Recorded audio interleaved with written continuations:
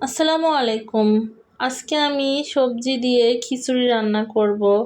সকাল সকাল খিচুড়ি খেতে অনেক মজা লাগে। শীতের সকালে শীতের সবজি দিয়ে খিচুড়ি।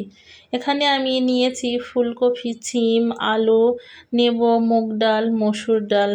আরও নিয়েছি পেঁয়াজ, কাঁচামরিচ, রসুন, গোটা জিরা, 2টা তেজপাতা আর দারুচিনি।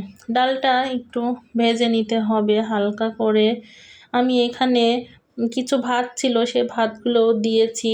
চাল আর ভাত একসঙ্গে ধুয়ে নিয়েছি। এখানে সবজিগুলো দিয়ে দিলাম।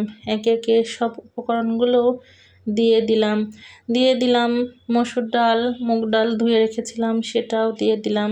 দেব 1 চামচ মতো ধনিয়ার গুঁড়া, 1 চামচ মতো হলুদের গুঁড়া, পরিমাণ মতো লবণ, দিয়ে দেব সরিষার তেল।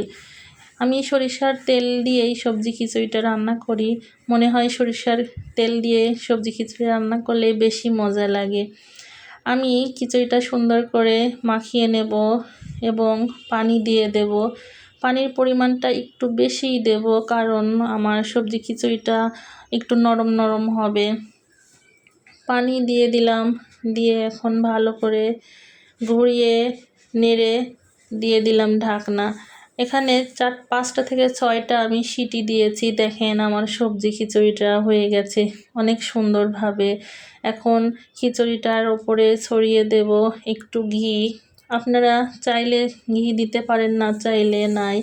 আমি একটু ঘি দিয়েছি, আমার কাছে অনেক ভালো লাগে ঘিটা দিলে। ভাতের সঙ্গে ভালোভাবে মিশিয়ে নেব, চারিদিকে ঘুরিয়ে নাড়া দিয়ে। ভাতটা হয়ে গেছে।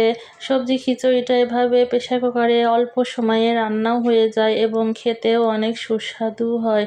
আমার মনে হয় সবজি খিচুড়ি প্রেসার কুকারে রান্না করলে বেশি মজা লাগে। আপনারা এভাবে খিচুড়ি রান্না করে খেয়ে দেখবেন। ধন্যবাদ সবাইকে।